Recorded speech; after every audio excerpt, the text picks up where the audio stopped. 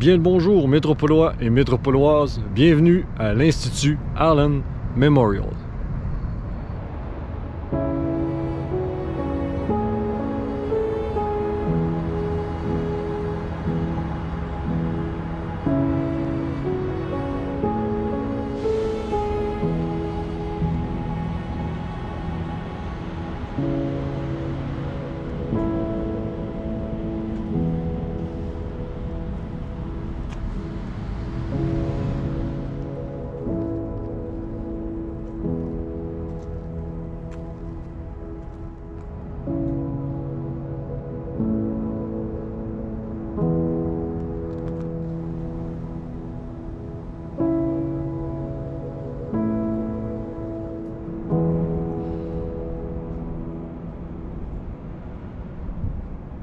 Le bâtiment est d'abord la propriété de M. Hugh Allen, un riche et très influent homme d'affaires de l'époque. Il acquiert les terrains et fait bâtir cette somptueuse demeure entre les années 1861 et 1863.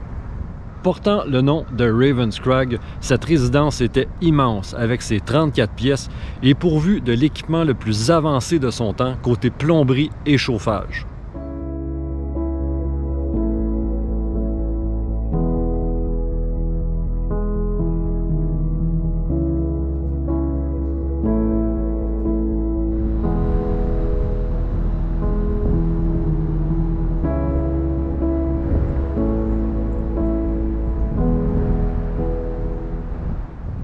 De 1882 à 1940, le Ravenscrag va appartenir au fils aîné et héritier de Hugh Allen, M. Hugh Montagu Allen.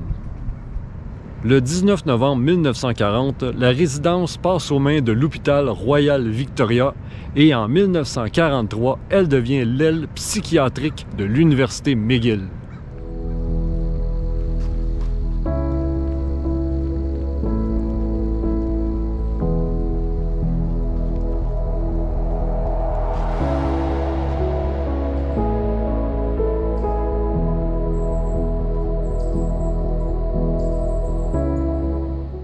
On refait alors presque l'entièreté du bâtiment à l'intérieur et on renomme le Ravenscrag l'Institut Allen Memorial. L'Institut ouvre ses portes en 1944 et son directeur est le Dr. Donald Ewen Cameron.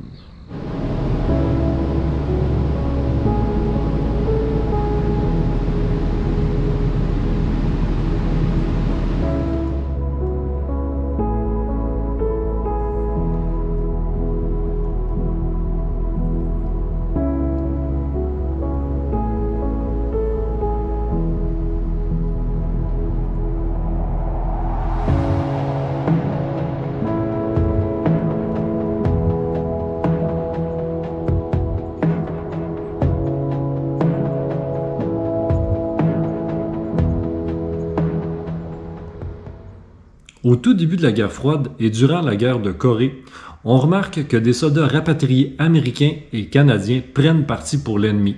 On accuse alors les Soviétiques, les Coréens et leurs alliés chinois d'utiliser des techniques de lavage de cerveau.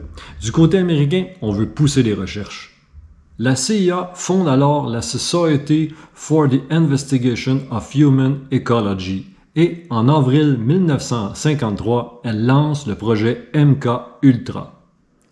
En 1957, la CIA recrute le Dr. Ewen Cameron, qui est alors directeur de l'Institut Allen Memorial. À l'époque, le Dr. Cameron était un psychiatre très réputé. Il est un des cofondateurs de l'Association mondiale de psychiatrie.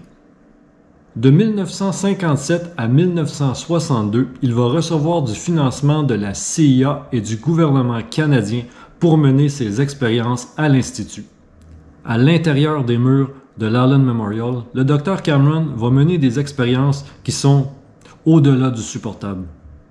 Le projet MK-Ultra consiste à effacer la mémoire des patients, les rendre à l'état quasi-végétatif et la reconstruire par la suite. On appelle cette technique la déstructuration.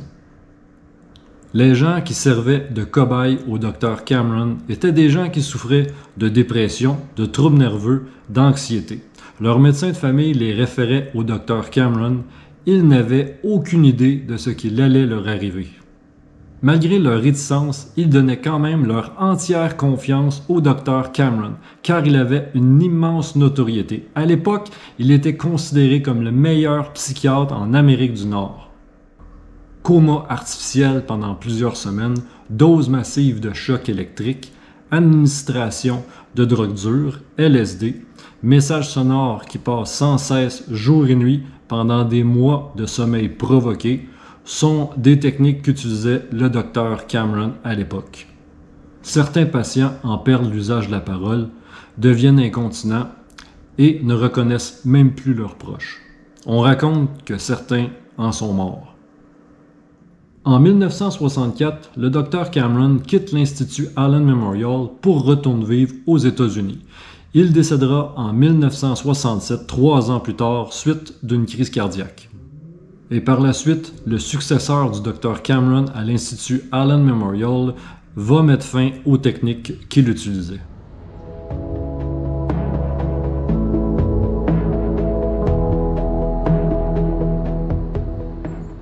Ce n'est qu'en 1980 que l'on apprend ce qui s'est passé ici. Les liens qu'entreprenait le Dr Cameron avec la CIA n'ont jamais été éclaircis. Pratiquement tous les dossiers concernant le projet MK-Ultra ont été détruits.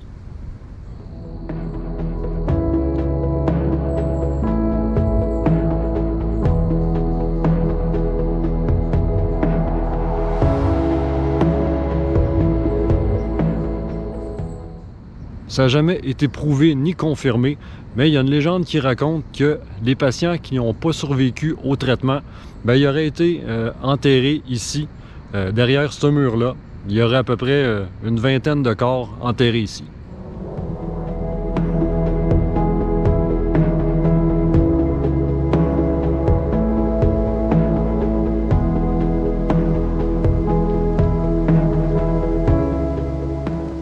Alors, c'était ma vidéo sur la maison Ravenscrag ou l'Institut Allen Memorial. J'espère que ça vous a plu. Si oui, vous savez quoi faire. Un petit pouce en l'air. Puis là-dessus, on se dit à la prochaine pour une autre capsule. Salut!